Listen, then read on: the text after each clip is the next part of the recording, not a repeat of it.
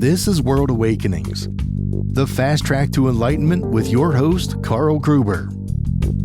World Awakenings is a podcast dedicated to opening your mind, your heart, and your eyes to the fact that the world's population is now, more than ever, awakening to all things metaphysical and spiritual, and just how they play an all-important role in our daily life. So join Carl on this enlightening experience as he interviews metaphysical and spiritual experts to discuss, debate, and delve deeply into the hows and whys of this worldwide awakening.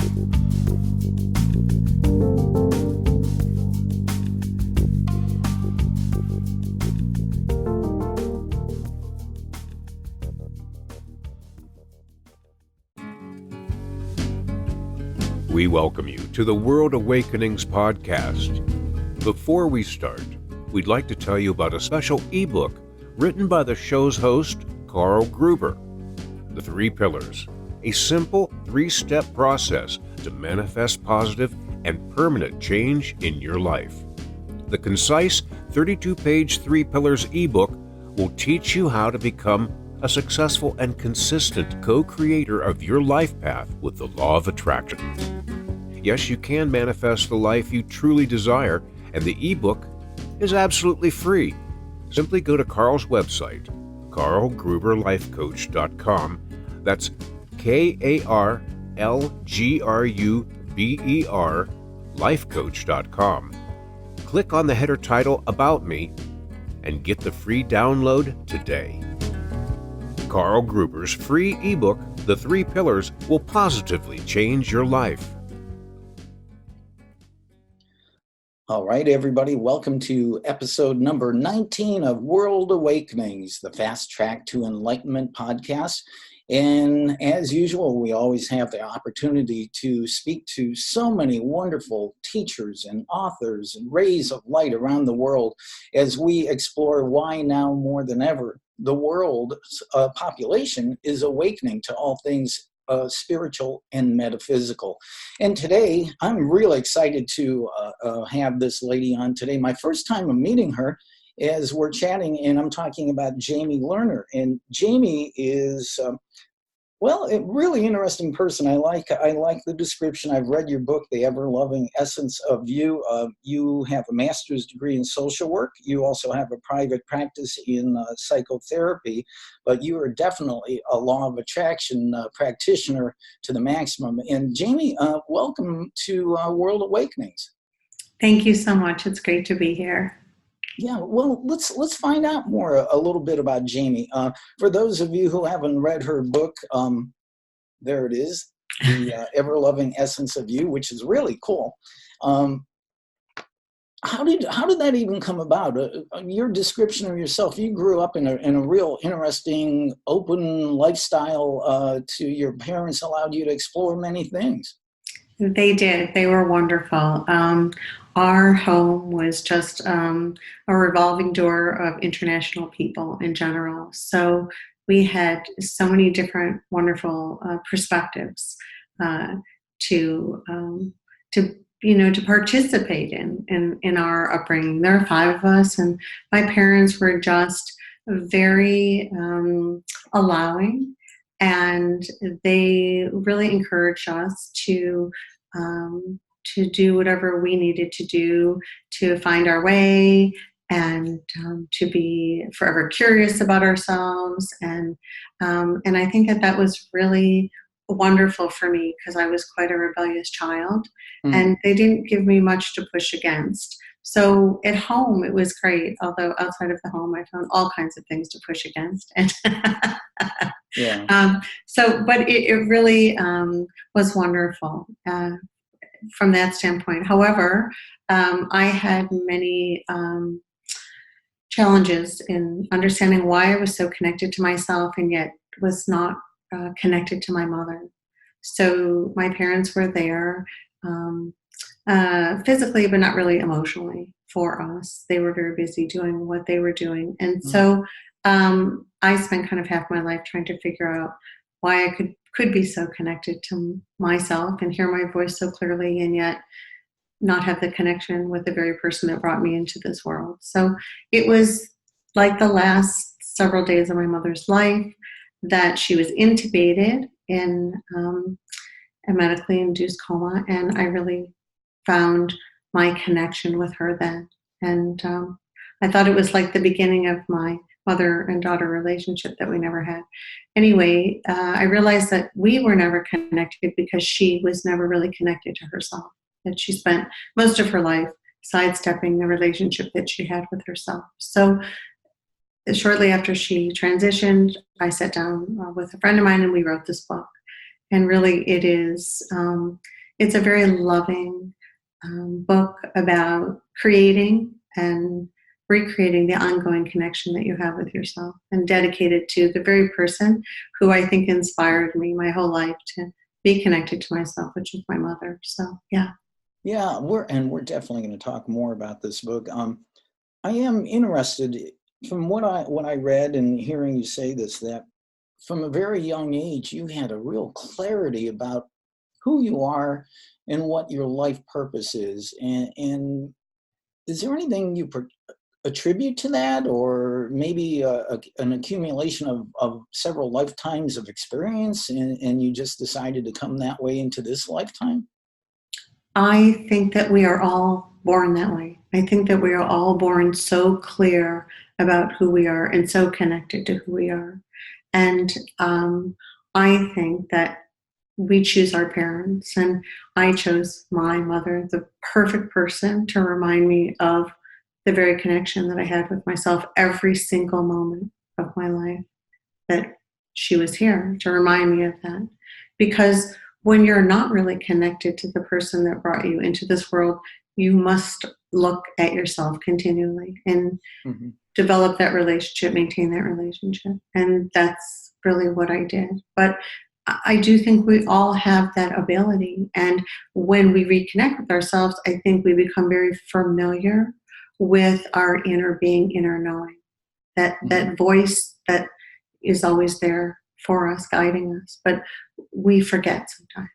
So I don't think I'm that different or special, but I think that I just stayed so true to my inner voice, my inner knowing. And I have to this day, which is kind of difficult in relationships with people, because people want to influence you and they want you to take on their ideas and their values and all of those things. And although I'm very respectful and allowing of other people's ideas for themselves, I am so clear and true to myself about what is best for me. So, Well, Jamie, I agree with you that we come into this world as babies very clear on what we want to do. But especially you as a psychotherapist practitioner, as we grow, we get a lot of things pounded out of us by situations and people around us. And, I have an interesting thing I wanted to read here for you. And it's about when we grow up as kids. And this is from an article I wrote, but this is a quote from the book Spontaneous Evolution by Bruce Lipton. And they refer to brainwave studies done on children using an EEG and an electroencephalogram. And this is a quote: "The predominant delta and theta brainwaves activity expressed by children younger than 6 signifies that their brains are operating at levels below consciousness. Delta and theta brain frequencies define a brain state known as a hypnagogic trance, the same neural state that hypnotherapists use to download new behaviors into the subconscious minds of their clients. In other words, the first 6 years of a child's life are spent in a hypnotic trance. A child's perceptions of the world are directly downloaded to the subconscious during this time without discrimination and without filters of the analytical self-conscious mind, which doesn't fully exist. Consequently, our fundamental perceptions about life and our role in it are learned without our having the capacity to choose or reject those beliefs. We are simply programmed." Any comments? And I think that's an amazing statement. I think that's a really interesting perspective, and clearly it's based in science. And I have such a high regard for Bruce Lipton and all of his work. However, I don't know that doesn't resonate with me. Mm-hmm.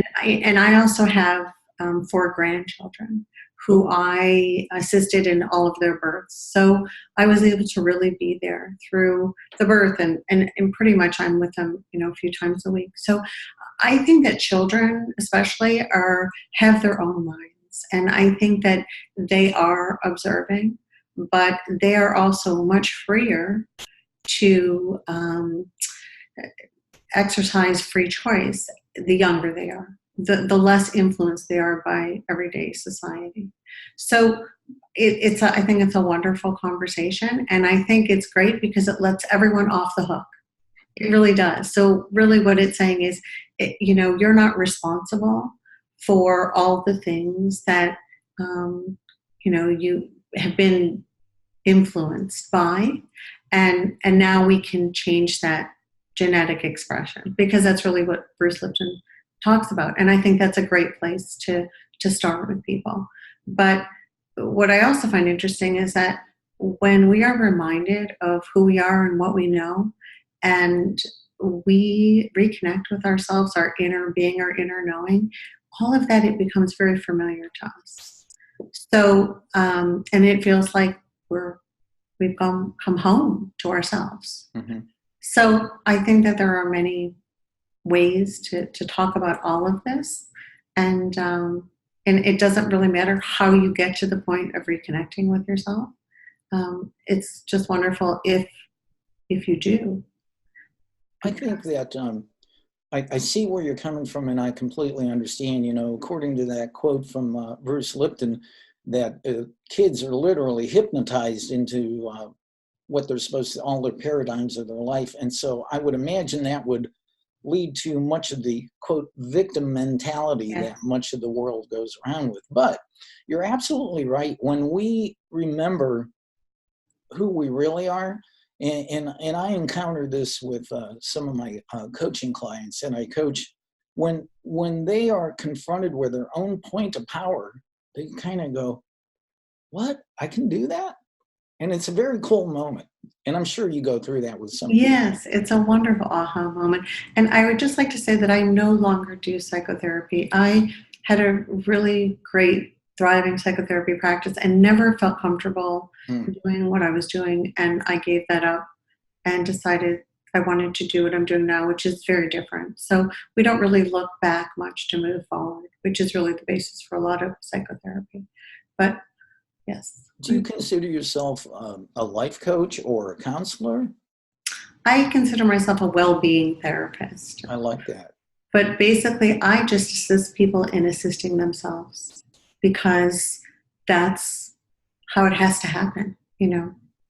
We can only offer an opportunity to people, and an option, a lovely option, I like to call it. And then people get to choose. And once people know that there is even a choice, I think that's really where stepping into personal responsibility begins. Mm-hmm. So, or not, and that's also another choice. So. Yeah, I think a lot of people, especially with that, quote, victim mentality, they don't think they have a choice. No, they don't. People don't.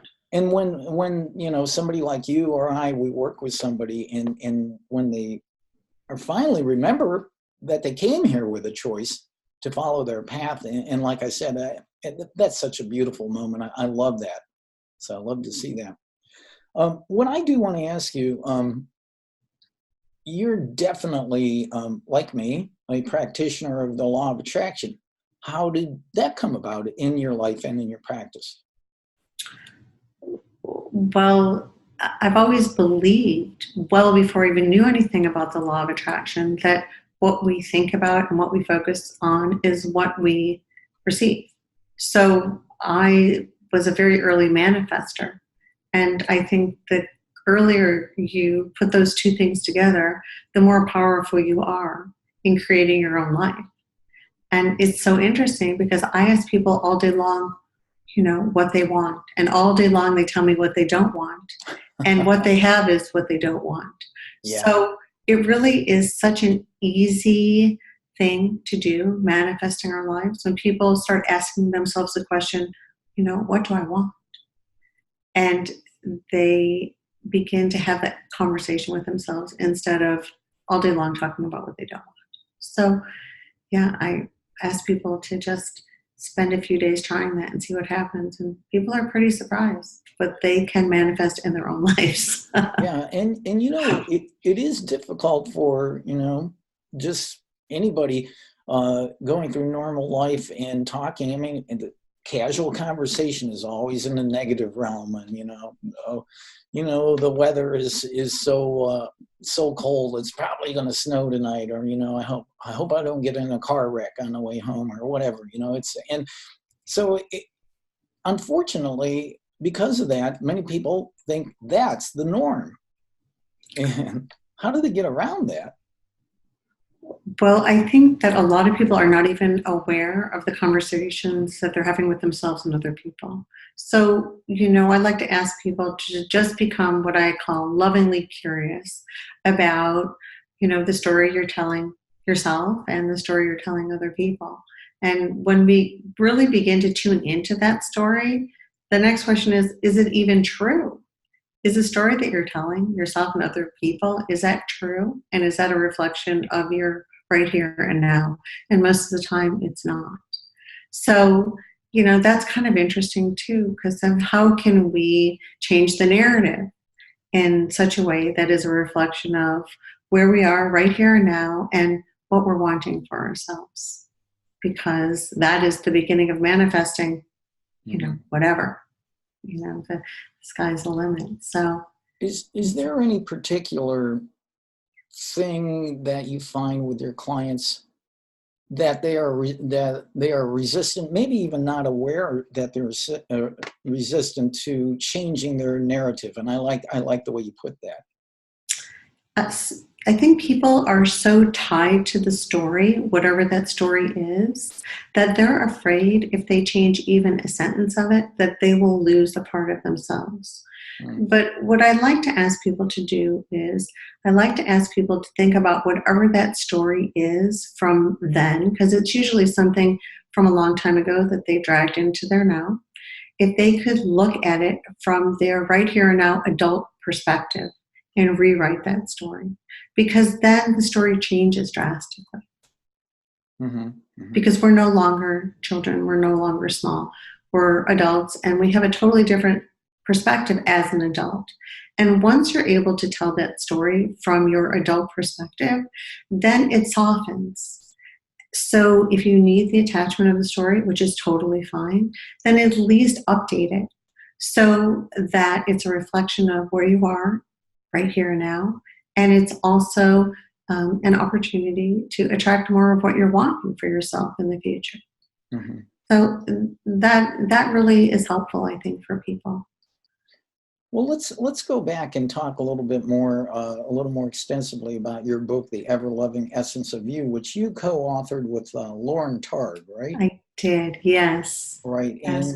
And what's the essence of the book itself?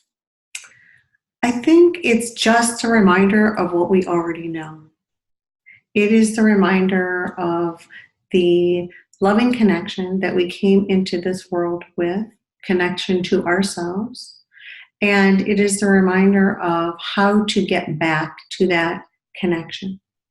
And it is also, I think, an opportunity for people to say, you know what, I don't want to be connected to myself, but I'm going to step into my personal power and take responsibility for it so that I'm not a victim to the world. Because I think that is how we do ourselves a big disservice, by feeling like whatever it is that's happening with us, it's happening to us, as opposed to it is happening and we are choosing to be disconnected in a moment or being connected in a moment. And so I think the book is really about stepping into your personal power and at least making a choice, knowing you have the choice moment by moment to be connected to yourself and other people, to be disconnected, but to clearly take responsibility for whatever it is that's happening to you. Because I don't think there's anything wrong with not being happy. There's nothing wrong with not being disconnected. The thing that is the problem is when you think it is being done to you. Yeah, yeah, very wise, very wise. So, And the thing I like about your book, it's I think about 145 pages long. It's not a hard read, but it's such a joy to read and flow through it. It's kind of like two different books. It's like the last third of it is more like affirmations and statements that reaffirm everything you talk about. But I would like to talk to you since we're both law of attraction practitioners. And we know that everything is energy and vibrates. A big part of your book, you were talking about alignment, and you're a wellness coach. You're talking about aligning with things that a lot of people feel guilty around: alcohol, sex, food, the quote guilty pleasures. Can you elaborate on that? I thought that was a very cool section. well, I think that when we're in alignment, our thoughts and feelings as one, that really there is nothing that can be harmful to us. So if we would feel good before we set out to drink alcohol, then alcohol would only accentuate our already good feeling. But when we look to alcohol to help us feel better, that never works. And the same thing with food and sex and many of these other things that are absolute pleasures. So, how can we feel good first, our thoughts and our feelings as one, and then use those, lovely pleasures in our life to accentuate our already good feeling? And that's what really being in alignment is about. Unfortunately, people go to sex and drugs and alcohol is a way to feel better.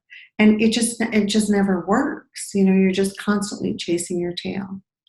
So once again, get to a place where you feel good and then make the decision if you would like the drink or the sexual encounter or whatever the food is that you're eating is a way to accentuate your already feeling good place of being. And I think that's the rule of thumb. If you can feel good before, during, and after, do it. And if not, take a moment. I think you are one of the very, very few people that I think that has ever been willing to take on those guilty pleasure subjects head on and say, wait a second, you can actually feel good about these. And it goes Yes. back to what you stated earlier. We have a choice. Yes. Yes, absolutely. You have a choice. Yes, you do. Yeah. So I really appreciated that. And there's a couple other things too. I wrote some notes down while I was reading your book, and I found this one interesting. You say that procrastination can actually be a good thing in your life. How can you use procrastination to be a good thing in I think procrastination is our friend because it asks us to pause and to get into alignment with the task at hand. I think it's a reminder when we're not ready to do something, we are not ready to do it. And when we drag ourselves kicking and screaming, doing something we're not ready to do, it never turns out right. your life? And if we give ourselves permission to pause, it's so interesting. We are really happy to come back around to it in our own time and to do it. And that feels really good. So, I really like to think about that as, just kind of like, um, where you're excited to do something instead of feeling like you are needing to do something or you have to do something. Mm-hmm. So yeah. That's an interesting perspective, and I like it. But man, I must have a real friend in procrastination. I've been good at it my whole life. But that's great. I mean, and you probably have done everything you've procrastinated in doing, but you've done it in your own time, in your own way. So right. it turns out to be inspired action that you take. And inspired action, I think, is brilliant. In my example of that, I do a lot of freelance writing, and you really struck a note with me. You do it in your own time when you're ready. And when it comes, if I have a writing assignment I need to do, and it's exactly that. I might start writing, but then I'll know it's not happening, and when everything aligns, then I sit down and do it. It's I guess that's a form of procrastination in a way, but I think maybe as you mature, you start to understand that perspective a little bit more, you know? Well, the other thing too is I think when you allow yourself to procrastinate and you trust yourself and know that you'll come back around to doing something, especially in a creative process, then that reinforces the trust that you have within yourself in knowing that you do know for yourself. And I think we need to trust ourselves more often because who would know better for you than you? Nobody. You are your own greatest resource. And I don't think we hear that enough because we have been trained to look outside of ourselves for everything when there is really nothing outside of ourselves. Nothing. We know. We absolutely, even if we do not know how or why we know, we know. You know, our intuition is so brilliant and it is guiding us every moment if we would allow it to. So I would say trust yourself because you do know. You must be curious when you come to a client and you say those things that you just said right now, and they've never encountered anybody. They must just be sitting there going, wow, really?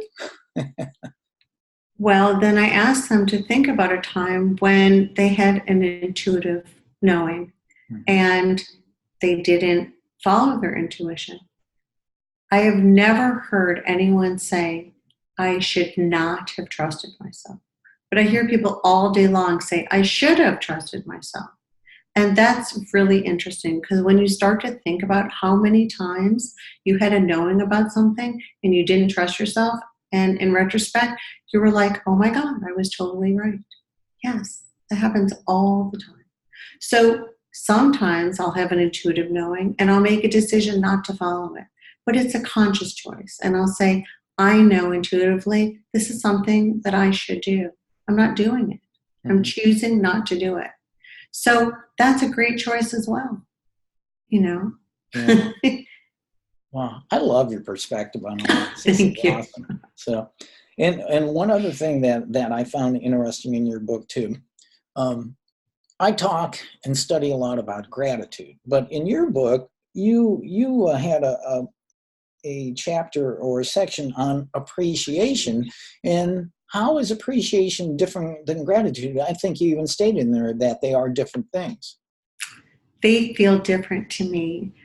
Appreciation feels really good. And appreciation to me, you indulge all your senses. You engage all your senses when you're in a state of appreciation. Gratitude feels like something that you do out of guilt. So people talk about being grateful. I associate gratefulness as like something that you think you should do. And when you're not grateful, then you feel bad. And so then you get grateful. None of that makes sense to me. So appreciation is kind of a pure kind of when you see something, you are so appreciative. When you hear something, you're so appreciative. It's kind of like for yourself, a way to engage your sensibilities in such a way that you just feel so good. So appreciation is for ourselves, about ourselves, and yet appreciation is kind of the highest state of grace. Yeah.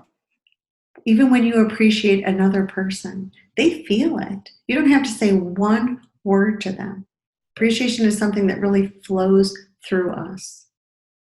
So it feels different to me than gratitude or gratefulness.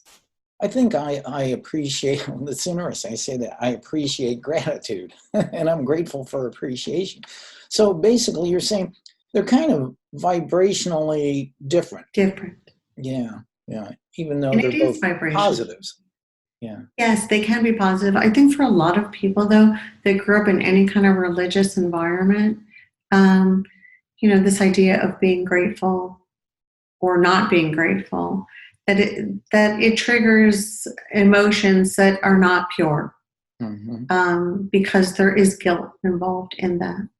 And so they feel very different to me. Well, I like to, as I already did, a little quote from Bruce Lipton in his book, Spontaneous Evolution. Out of your book, I highlighted this section.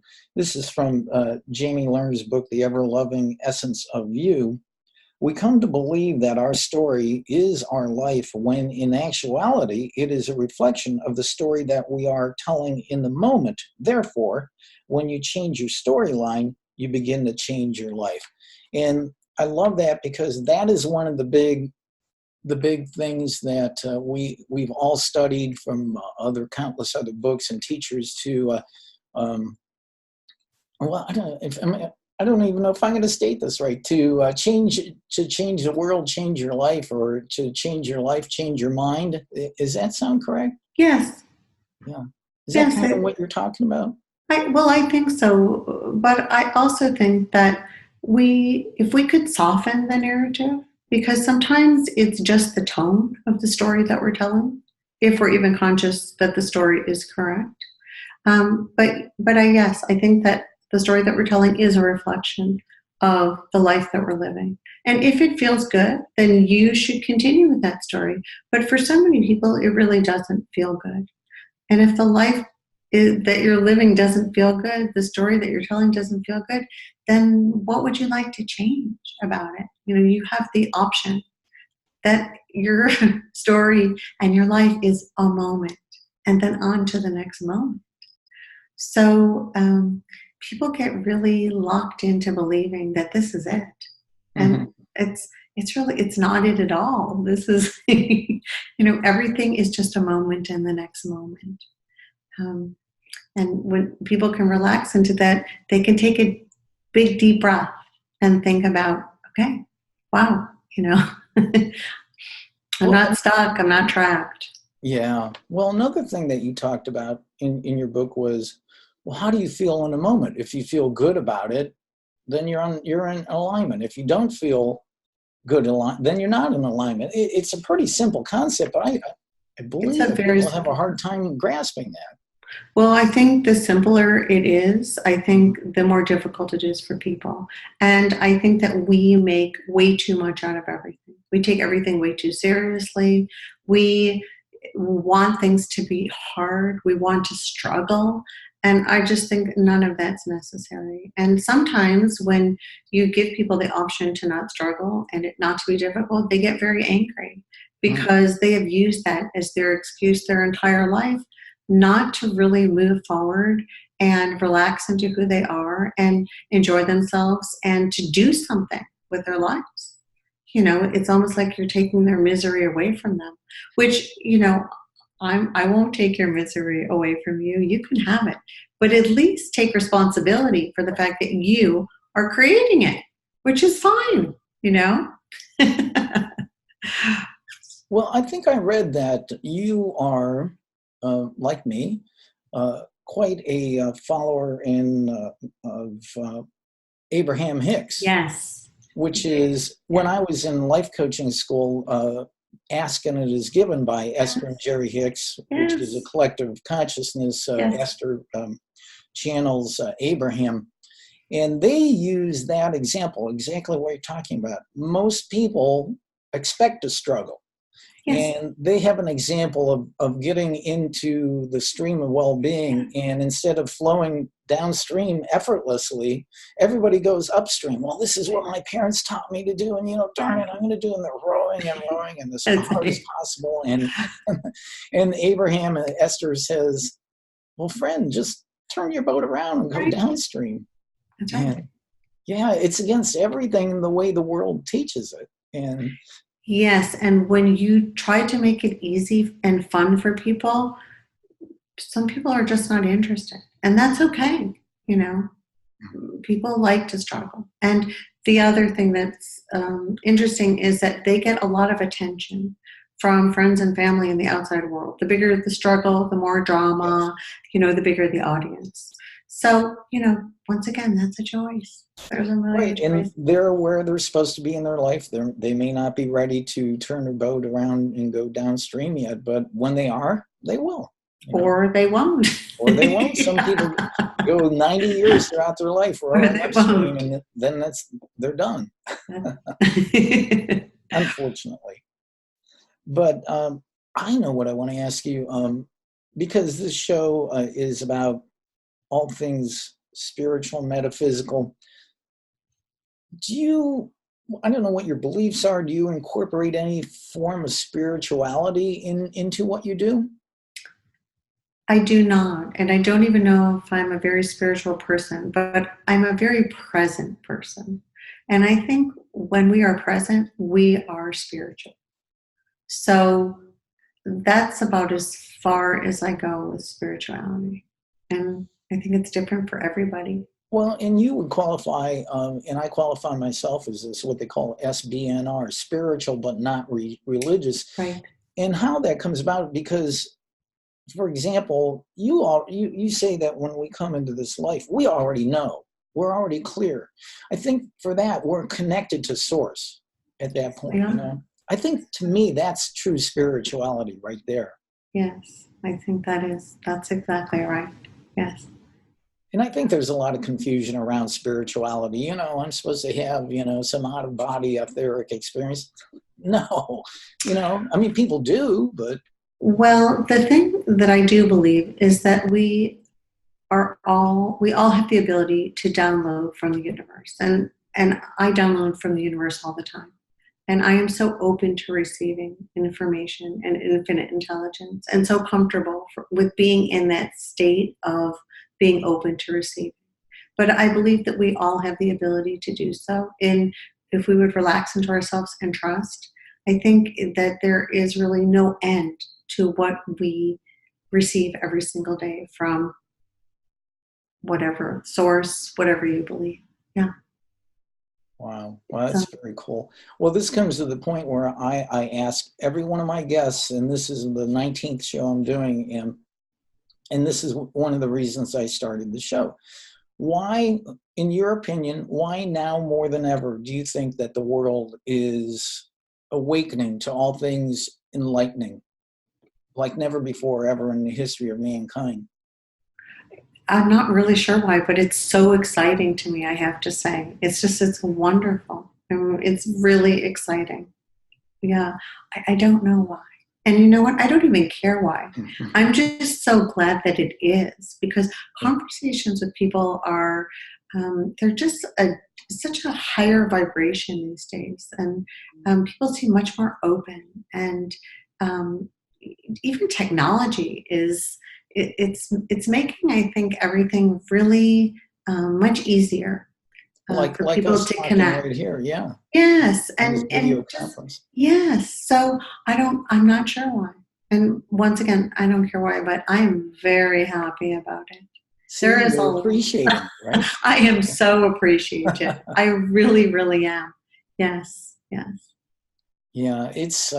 Why do you think? Well, I've had almost, well, I can't say everyone, but many of my guests, in their opinion, they just say, it's time. It is time. I think that a combination of many things, even like technology, because we are now more connected than we ever have, where maybe, let's say 1,000 years ago, there might have been little pockets of population in the world that were enlightened. Some of the native populations, like the American Indians or the Aborigines, they always felt more connected to Source, that type of thing. But now that we are globally connected, I've sat here and talked to, my last guest was in Oslo, Norway. Isn't that cool? And that type of thing. So perhaps just that connection is aligning people who are already enlightened on a more and more basis. I don't know if you've ever heard of Dr. David Hawkins. He has a book called Power versus Force and a couple other ones. He's a Hay House author. He's passed away a few years ago, but he has a calibration. What's the calibration level of all the way from anger to contentment up to love, enlightenment, and he said that he has a way of calibrating things at the level of where they're at, where they're vibrating. The calibration is where the person or the population is vibrating. And he said back, I think it was somewhere back in the early 2000s, all of a sudden the population of the entire world jumped above 200 to closer to an enlightenment state. And I love that. I love that. I've been watching and reading some things by Mary Morrissey, quite the self-help guru and teacher, and she utilizes David Hawkins' schedule. Schedule is not the right word. You may have the right word for it. I don't know if you've heard of him. I have heard of him, but I'm not familiar with what you're referring to. But what's interesting to me is that if you would turn on the news, you would hear that the level of hate crimes and hate in this world is higher than it's ever been. And I have never believed that. Yes, I think we've always had anti-Semitism. We've always had hate crimes. We've always had people that what I would think of are out of alignment. But the perspective of people who watch television all the time is completely different than what you're referring to. And yeah, what you're referring to in terms of vibrationally where mass consciousness is moving, that makes great sense to me. I think we are moving way up the vibrational scale, much more into light and love, and yes, and all inclusiveness and all of those wonderful, wonderful things. Yeah. And to back up what you were saying, a couple episodes ago, I interviewed a globally famous author and spiritual teacher, Gary Renard, and we were talking about that. And he says, watch the evening news. The first 20 stories are about lack, attack, judgment, war, murder, whatever. And then right at the very end, they'll throw in something very, something nice right there. Well, so the perspective is so skewed. Yes, it is. And so I really ask people, turn off your television. Do not watch the news. Do not even read the newspaper, and find some very neutral form of getting your information. Public radio, NPR is really great. There is delivery without emotional content. And I think that when we are so tuned into news, we are completely paralyzed. And we just really, our vibration gets so low. And we are trapped in fear.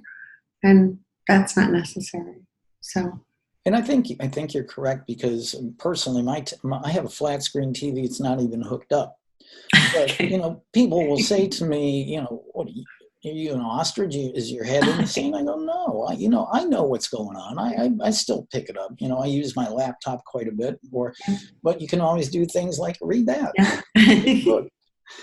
I want to ask you one more time. Tell me about Laura Targ, because is this all you're writing? Was she a ghostwriter, or did you guys really co-write this book? So she is a friend of mine from childhood, and she knew my mom really, really well. And she teaches at Columbia College in Chicago. And so her writing is very, very good. So we just sat and wrote this together, which was so easy because we're very good friends. Yeah. So yeah. Well, I the really co-author. I recommend to everybody to get a copy. You can download the ebook or buy it on Amazon. The Ever Loving Essence of You by Jamie Lerner and Lauren Targ. And tell us, how can people get in touch with you right now if they would like to work with you as being their wellness counselor and coach? I have a website. It's www.jamie-lerner.com. And everything that you would need to know about working with me is on the website. And it's interesting because the way I work with people is that they read through the website, and if any of that resonates with them, then they make an appointment for initial session, which is 30 minutes, and then they buy a block of time. And they decide how much time they want to work with me every session. And that really reinforces to people that they know what they need for themselves, because I don't know what you need.